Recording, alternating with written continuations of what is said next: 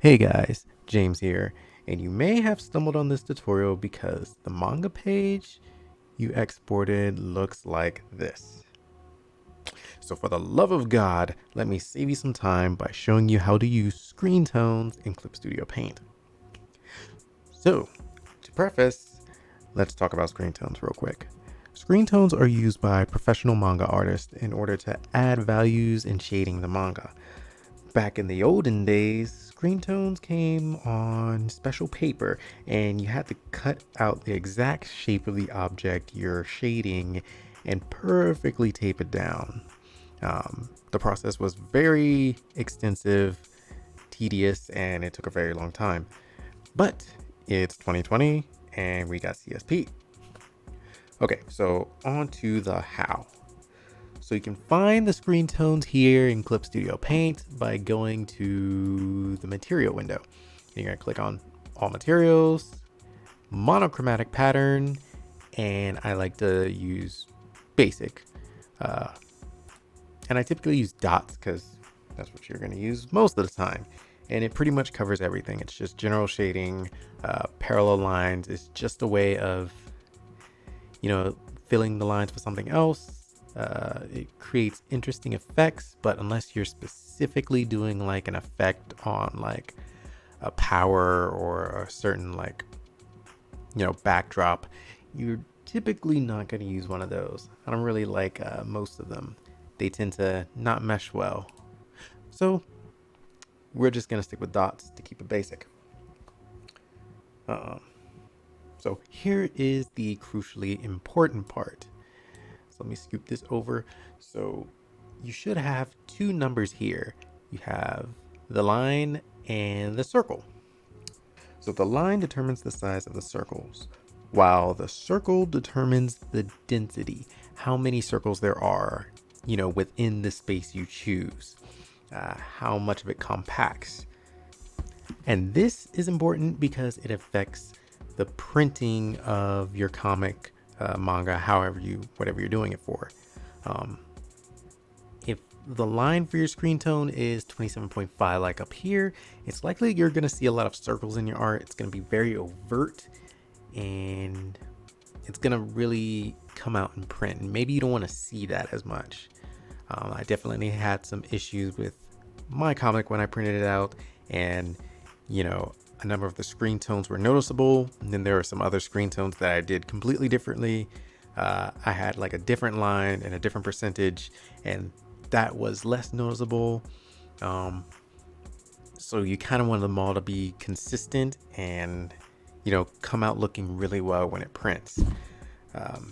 This was a way to save ink rather than just filling in colors, pure grayscale. But typically, unless you're printing them yourself, it's not going to do that much for you. Nowadays, printing costs are going to be just about the same regardless of what method you choose. But nevertheless, so let me show you an example. That's the easiest way to do it. Show rather than tell. So I'm going to select 27.5, 20% circle up here. And we're just going to select this big area, and you can click it and drag right in there. So obviously you can see that this looks like they just put in a bunch of circles, and it's very noticeable. It's very noticeable as a screen tone, even on like a digital level. And so we can compare this to, 55 and 40% density. So we're going to pick the lasso tool again and drag it in there. A little less noticeable, right? It looks like the same thing, circles, but a little more condensed. So it hides a lot better. And we can take this a step even further and take 75 lines and 25%. Now look here. So 75 lines has a lower percentage of circles, right? But has a higher percentage of lines. So the circles themselves are smaller. And there, it looks like even more fine than the 55 line, because that's what it's for. So the larger the number in your line, the more smaller and less noticeable the circles are going to be, which might be what you want because you want the values to appear like, you did them naturally rather than use the screen tone. And they'll flow more and they won't like overlap each other like a mess. As you can see, like if we zoom out here to a full pan of the entire image for the 55 and the 75, it looks like you just dropped a grayscale in there normally. But for the 27 line, it still looks like a screen tone and it can get kind of tacky.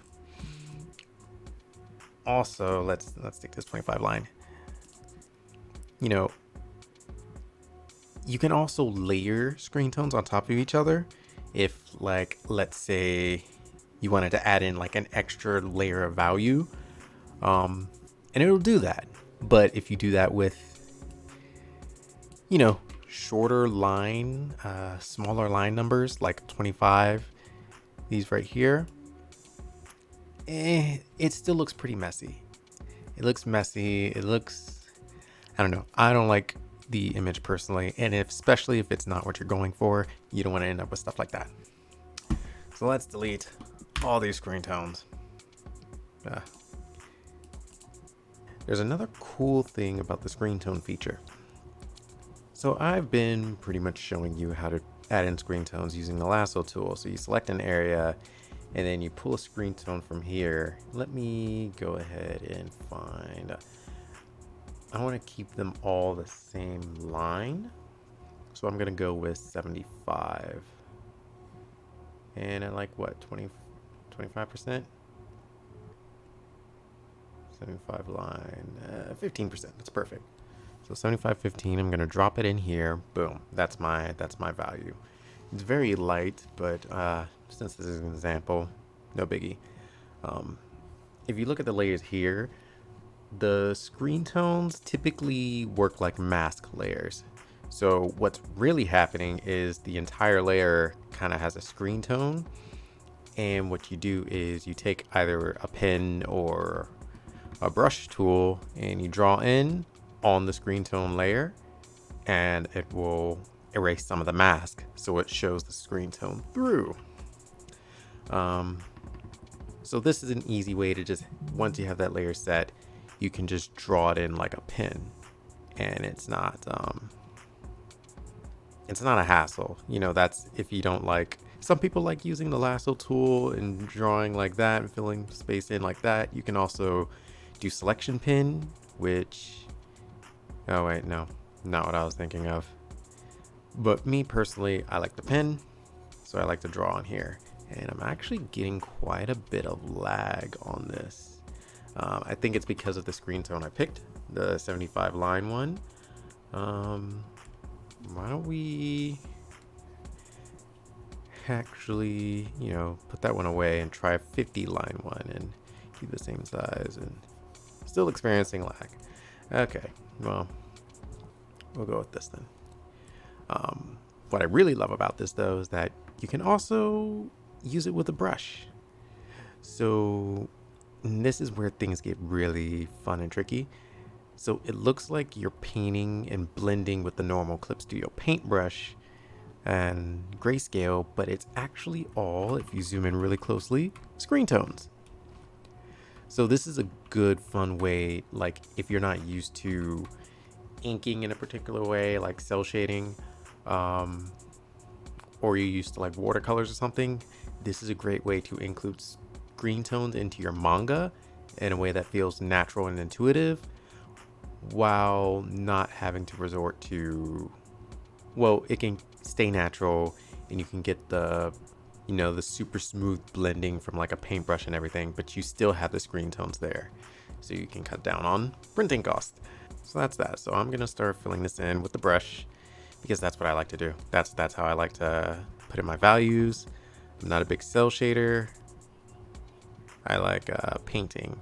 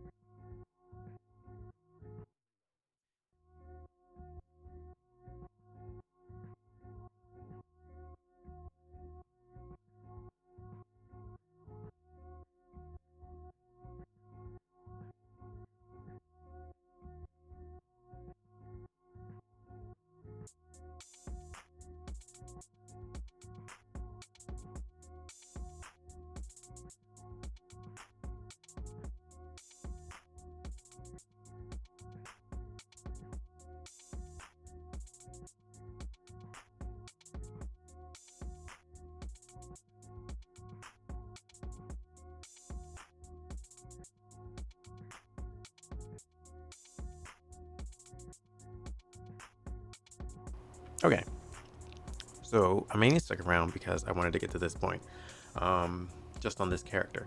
So the big thing about doing screen tones is, let's say you wanted to create darker values in this image, um, using screen tones. And this is something I ran into when creating my own comic, my one shot. Uh, so one of the things I tried to do, because I thought I was a genius, but I didn't I didn't think it through entirely, is I was like, okay, let me duplicate this layer. Boom. Wow, it made that value so much darker. And I have all the darker values. Maybe I can go ahead and take like an eraser and bump it up to like 100. And whoa, where am I? It should be this layer. Yeah. And start erasing from here. And so now I get like more contrast. Ooh, this is so nice. Well, don't do that, because when you export your image, it's not going to show up like that, strangely enough. It's the way screen tones are. These are the same dots over the same uh, position in the same spot. When you export this image, these two screen tone layers, since they're both 75 lines and the same percentage, they're the exact same screen tone, they're going to blend and they're going to be just the previous value. So you're basically going to just get this image, even though when you're working on it in Clip Studio, it looks like this. You know, it looks darker, it looks like it has variety. It's a trick, it does not. Whenever you want to make something darker on a screen tone, you have to make an entirely different screen tone. You have to just get a darker one in general. This is just going to leave everything light, and you're going to spend hours rendering, and in reality, you didn't get any different values. So don't do it. What you can do is, actually, we probably don't want to. Oh wow, yeah, get away. I think I just deleted like the screen tone. Yeah. So what you can do is, and I don't want 55 lines. What we can do is, let's say we want to go to the next step up. So we have 75 line and 20%. I think I might want to go a little more than that. Let's see, 75 and 30. That's perfect. So we're gonna get our trusty lasso tool, and we're gonna just find a spot, make a little circle, and drag this into it. Boom. So now we have a new layer for 75 line, 30% density, 30% density, and now you can pretty much start blending in there. And this value shift is gonna show up. We are gonna be able to see that because they're two different screen tones. So that's a very important thing to keep in mind. Otherwise, when like you export your images to print them out, you know, you're gonna have a huge issue, and it's gonna look like, what happened to all my hard work? It was gone because technically you did not utilize different value.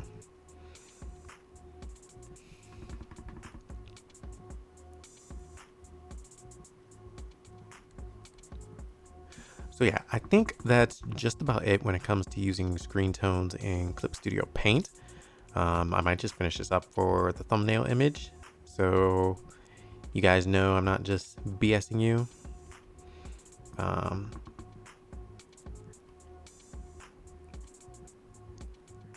But yeah, that's just about all you need to know. Those are all the tips and tricks. I'm trying to think if there's anything else, not particularly. You can pretty much do screen tones with any sort of selection tool. So you can use the magic wand tool if you need to pick a certain area. So if you have like a character who's darker skinned or has really dark clothing and you want to use a screen tone for that, this is really helpful because you can just select the line art and fill the whole thing in and you're good to go. Like, you know what, let's just go ahead and do it. Refer, edit to only layers. No, refer to other layers. So let's just go ahead and say his hat is this particular screen tone. We just fill in here. Boom. Now he's got the whole screen tone there, just so we know that. So yeah, you can pretty much do anything you want with it. It's very versatile. While you're working on the screen tone layer, you might as well just use black. No other color makes a difference. It's all going to come out gray screen tone. So yeah, that's all the tips I have for today. Be sure to like and subscribe if you like the rundown I gave in the video.